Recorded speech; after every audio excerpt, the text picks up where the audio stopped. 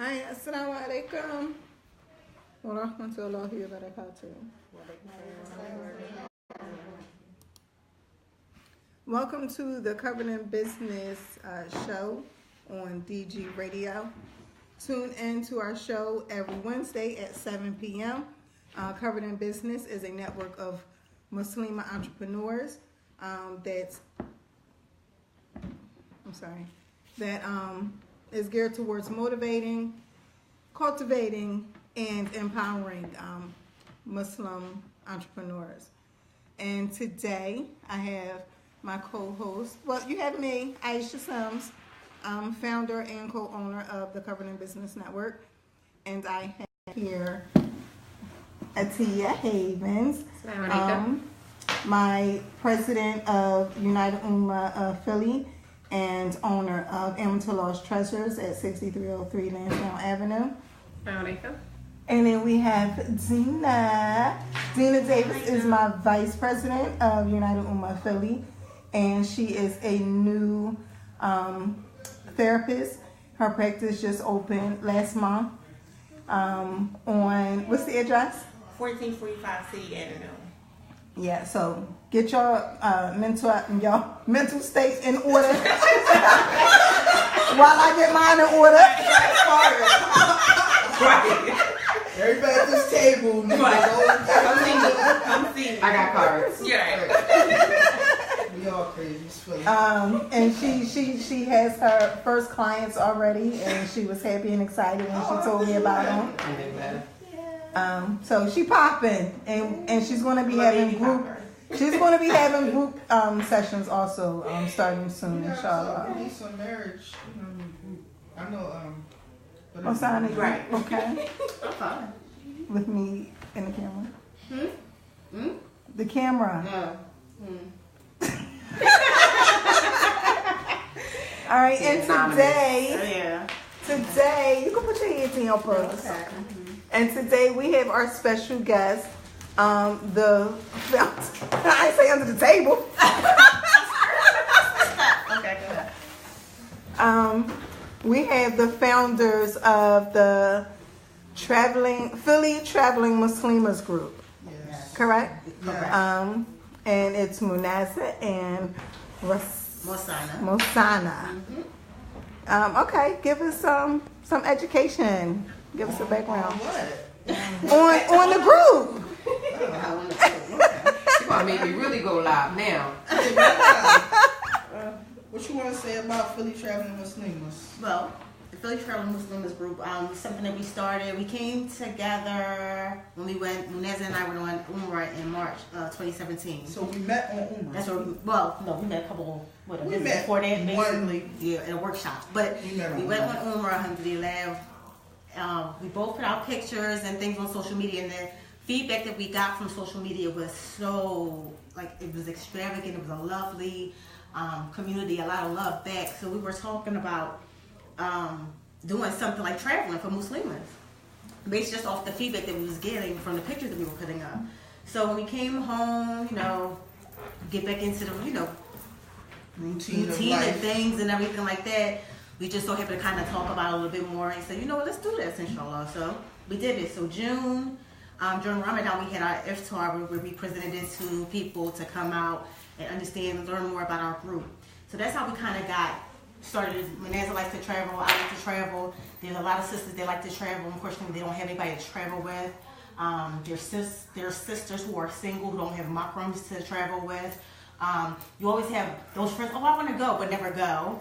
Right. So it's like, let's just put this all together and we'll start a group. We'll expand the sisterhood, inshallah, and let's travel. So that's what we kind of did, and alhamdulillah, we are growing. Yeah, we good right now. Yeah, we was nervous at first. At first it was a little rough. Yeah, because we had members, but it seemed like they didn't want to. They don't want to do anything. It's like, okay, y'all in the group, y'all paying y'all monthly fees, but y'all don't want to do nothing. But don't start off the monthly fees. I came to one brunch. Yeah, one brunch. You came to the iftar. Like 6 months. I came to the iftar. I was the first member. She was. I was the first member. But then you was the first member by default. Okay, so anyway. I was the first one to pay.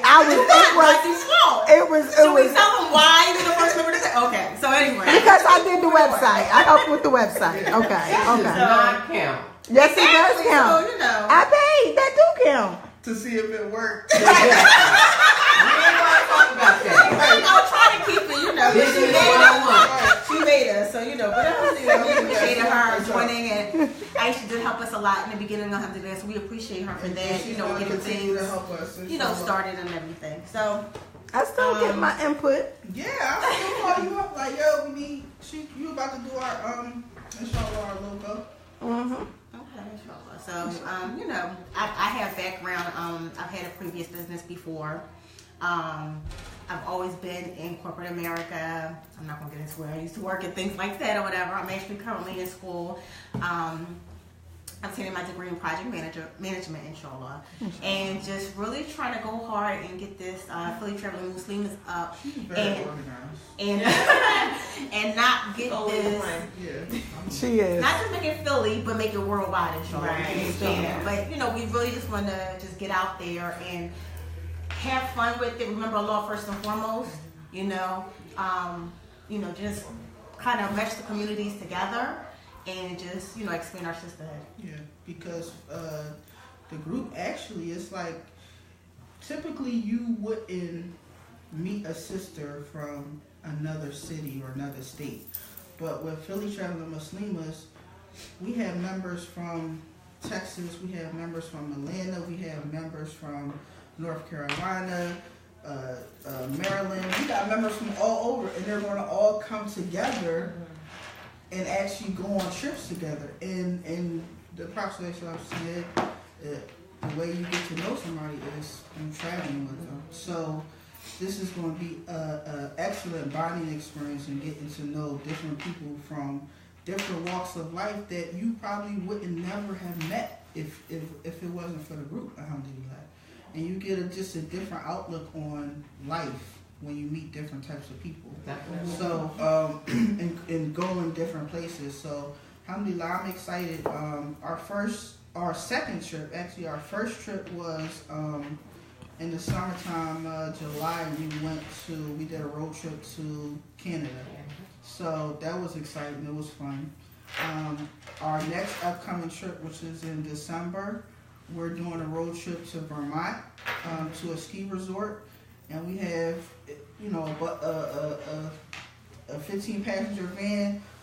We going Who's to driving that? You are. Yeah. Okay. yes, and the Scooby-Doo van.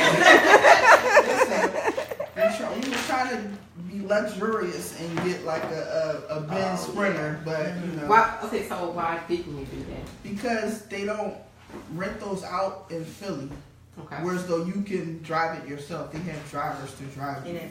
In New York, you can, but it's like you had to go all the way to New York, bring it all the way back to Philly, and then we're going back adding to mileage New York to in time. Yeah, and that's about a 6-hour drive from here to Vermont as it is. And we're picking up somebody up, one of our way. members in Connecticut, inshallah, so we'll be, So, I mean, the thing is, we're going for the weekend, so we couldn't hire the limousine for for the weekend. Right. We're not there yet. We're not there yet, so it'll be, it's easier for us to have our own, and we can kind of get in the vehicle. If we want to, go off the resort, we can. But the resort has lots to offer for everybody, activities there. We're staying in a huge house. That occupies, our house is 10 people, but they have lots of different houses available. So we're looking forward to that. That's our second national road trip. So we're getting ready for that. So how do you juggle so many different personalities? Oh Lord. Sorry, I know I'm off script, but that's a major one because me and Munazza have talked about, collaborating to do, an event, and it was like, all right, how many beds do we need? I can't sleep in the bed with her, and she, and so on and so forth. How, as a member, how do I still maintain my privacy, my ability to travel with everybody, but not necessarily that intimate? Well, see, that's one of the good things about it. I'm that way myself. Okay. That's why every month we have a meet and greet. So that was usually typically the first to second week of the month, and we choose a destination, maybe lunch, breakfast, whatever, and we set it out for all of our members to come together so we can get to know each other. Okay. And you start to learn personalities, who meshes with who doesn't mesh too much, who kind of intertwines, and that there starts building. So when we do go on trips, you know what, come on, let's just run together. You know, I'm still waiting for it. So you kind of get that feel. Okay. After maybe about 2 times or so, you kind of know who. You have to be best friends with people here, right? You know what I mean? But you know who you can kind of deal with in that close proximity. Who you're going to deal with. So that's one of the great things about as far as the meet and greets, and we really promote that for our members to come out. You don't get to come out to anything else in Georgia. You come out to the meet and greets because that's where we start building. Okay, so that is one of the, because I didn't know I have, how many that I follow, get the notifications and such, and I'm gonna get there. Inshallah. I'll be that person that pay every month and just never, because my schedule, mashallah. But I always wonder what was the meet and greets, what was the premise behind the meet and greets? Was it just to come together and have a meal, or like you said, that's actually, I think, an excellent thing for you to learn. You see the same like people. Little games to get to know each other at the meet and greets. Okay. We asked them a little bit about themselves, why they joined.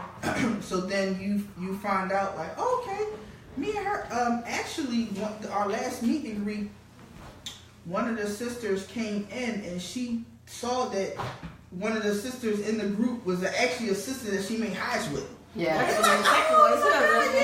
lot of people was like, oh my God, you in the group. So it's like a lot of people know each other from different walks of life or whatever, however they met each other in wherever. Okay. Umrah, they made highs together, but they didn't necessarily know that they was in a group until they came to the meet and greet and saw who's actually a member, and it's like, oh my God, assalamu alaikum. Oh, you in the group. So it's really like it's really crazy. You feel like, oh, okay, y'all know each other. Okay. Yeah, I know, but now we're starting to actually travel to different cities and states. I saw that, mashallah. I thought that was really, really good. Yeah, because why should the people that's from north always have to come down? Right. Exactly. So when I saw that, I thought, wow, that's really cool. Yeah, and then it also brought out different people. Absolutely. I'm a lurker. Yep. So, mashallah, but it was great to see that you do have your stable people that come go all the time, but then you had some new faces that okay, because I was like, hey. Right. And then there's some people that don't like taking pictures, so you might never they're never in there. Right. They're just that face. Yeah, so you only would know that they're there if you actually are in the group and come and sit. Right. Well, I think that's good, because if I want to join, I don't necessarily want everybody to know. So I'm glad that you do take that into consideration and protect the privacy of your members. Yeah, I always ask. I want people to know.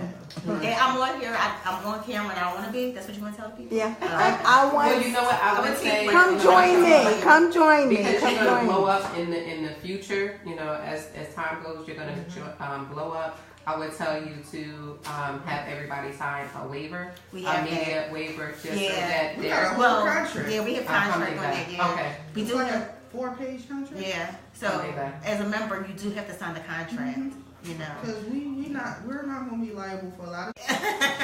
That's what your husband said. I'm just repeating. That's what it said. It says Omar's watching. Hey, babe. Hey. Mashallah.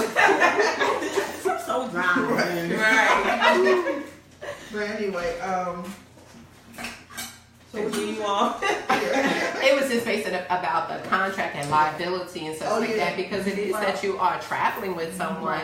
So what happens if somebody gets sick or, whatever the case may be, you always want, as a business owner, you always want to protect your that liability aspect. Good at all that. So that's why we got like a 4-page contract.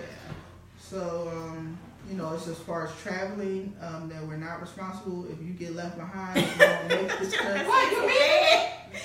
The plane is leaving you. Well, but this is the thing. Don't say it so roughly. We're going to try to accommodate you, the best that we can. Overall, but as long as we have everything, things happen that we cannot control. We all know this. If you've traveled, you understand things happen, whatever. But as far as our end is concerned, just know that, we will do our best to make sure everything is in place for you. And getting on the plane to your destination safely, inshallah, what we can do. The rest is up to Allah. If it's not meant for you to be, you're not going to get there. No, it's just that. Right. You got your money.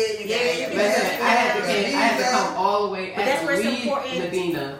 I'm sorry. I had to leave Mecca, come all the way back to America, wait a year, and then get invited to go. So definitely. It's definitely advantageous. So how do you, because you're traveling as a group, how do you handle those people that don't abide by the rules? The one that, make the bus late and, that extra. Because I've taken some bus rides with people and I'm sitting there I'm about to be like Atiya. Atiya say, listen, I'm leaving at this time. If you're not here by this time, then you're not getting on the bus. And then sticking to it. And then, just like when you're early and you start on time and people see that you start on time all the time, they're going to be on time if they want to, I guess, get all of what you're going to give, because they know you're not going to start late and wait for people. Right. So that's how it needs to be, because if you're always waiting for someone and they see that, okay, I ain't got to rush because they gonna leave a half hour late anyway. They gonna wait around. And we have like a group. So we can't just we cannot just edit everything and just create everything around one person. Right. So if you're late, unfortunately, you're holding everybody up, and we're not going to do that. No, we're not. And we'll let you know this from the door. Like, I'm stern and I stick to this is the way it is. When they're like, oh, no, can we? No. Well, you tell them that's fine, because it's business. It's business. That's too. But that's good to have in a business partner. That balance. So it's like, I'm stern. No, this is the way it is. It's not personal. It's business. Right. So we don't have time for that. If you're not here, and I'm not going to lie, I really try to work on my tardiness. I try to get there earlier. Is there always one in a group, in a partnership? I worked on mine a long time ago. I've been working, and I was getting better, and then the baby slowed me down. But that's not an excuse. But anyway. Yeah, it's the baby. It's the baby. It's not working. It's the baby. Well, here's the reality. In business, and this goes for all of us. Mm-hmm. It's about reliability. Absolutely. Opening a boutique, I'm like, I get there about 11:15-ish or whatever. Who's standing there waiting for me? But it will be that one time that person drove by, didn't see me open, and I lost a potential sale. Not only did I lose a potential sale, when they finally do come in, they say, oh, I've been trying and you never open. It was one time. Right. But for them, it's the same thing. So part of your reputation is your reliability. And that's the one thing I think with us in our situation, we kind of balancing. Yeah, and we kind of stay in, contact with everybody balance me. But we definitely want to put a bad taste in anyone's mouth. Things happen, we know that, but I can't be stern with somebody else and say, hey, be here when I'm not here. No. You know what I mean? So I have to lead by example. So it's accountability. Absolutely. So both of you are, you each are each other's accountability partner. Mm-hmm. I guess so. I don't know. I'm gonna leave that one alone. Right. No. I was just teasing. So what are your thoughts? I know Munazza, I think that you posted something about, Muslims or Muslims traveling before they go on Hajj. What are your thoughts around that? Actually one of the perks of joining Philly Traveling Muslims is that you can, for every trip you go on, every meet and greet you go to, every event, anything we have, you get points. And those points can add up to about 10,000 points within your year. And if you get up to the 10,000 points, then you'll be eligible to win money towards a Hajj or Umrah trip. So, because that's definitely important. We don't want to travel the world and then y'all haven't made the intentions or even started on making Hajj just Hajj really, because Umrah is not obligatory. So really Hajj. So That's first and foremost. We gotta promote. we gotta promote that. We can't, you know what I mean? And then we want to encourage it. So here, this is an incentive for you to even start thinking about, oh yeah, let me go ahead, because you probably didn't even think about it, you know, until maybe you joined the group. It's like, oh, okay. Like, I never thought about making Hajj. Oh, they're giving away money if we, all right, cool. Let me go ahead and be, and then it's another way to be involved in the group. And it's like, okay, I get points. Okay, those points can So like an incentive. Yeah, Right. it's an incentive, yeah. So, you know, but I strongly suggest that I was fortunate enough to make Hajj at 21. Alhamdulillah. You know, and I went when the thought of a young person going was unheard of. Like, people that young weren't going to Hajj. It was like an older person's thing. Like, you think once I'm older, then I get to go. But it actually works better to go while you're young before you have all those responsibilities. You don't have that much money because you're spending it on bills and this and this and this. Then you have kids. So it's actually better to go in your earlier years versus, you know, your later years. And then Hajj is really like a struggle. So you want to be kind of like physically fit because you get real skinny and real fit on Hajj because you walking everywhere. You know what I mean? So, you know, it's definitely something that you want to strive to do. Make your intentions, and not only make your intentions, but work towards it. You know, put a little bit of money, put a little bit of money aside here and there. You know what I mean, for Hajj. And I always stress that Hajj right now is almost like $10,000 or something like that. Close to Well, that. you know what? It's the same with traveling. You can travel 5-star or you can travel 2-star. Right. If you want the luxuries, Hajj is $10,000. You gotta get the. If you gotta get. I'm telling you, I made Hajj on a non-luxurious budget, and it was. I said, I'm never coming back. Yeah, she did. No, you had really. When she said she was going to make Umrah, I was like, okay, right. Are you It sure? took me like 15 years to even think about going back over there because just the experience of it being like so rough and being in a bed. I didn't even want to leave out Your hotel room? It wasn't even a hotel. It was like a shack or something. A bed and bath? You I mean, also not have a to bed and recognize bath. the years, like 10, No, 15 they years. still had Brother Ghani. He always had the best accommodations. He always had it, even if it's not as good as it is now. It's still the best At out. that time. Yeah. So nobody was complaining on Ghani's trip.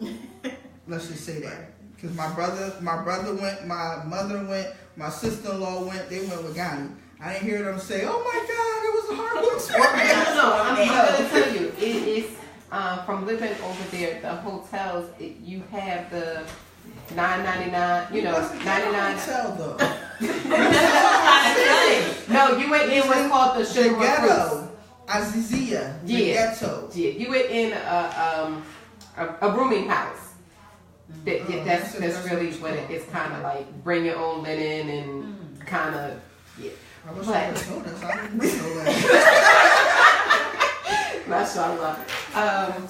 It's really important. How do you handle the controversy? And you know, we talked a little bit of the women traveling alone. Well, we're not traveling alone. Alhamdulillah.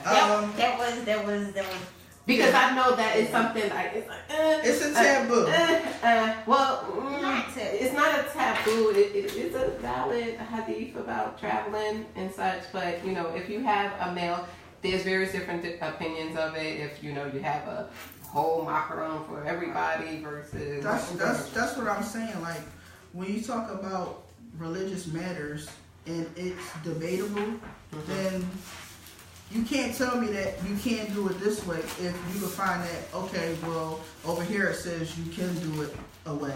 Over here it says you can do it a different way. Over here, so we don't even get into that. So but you leave that part alone. You leave that alone.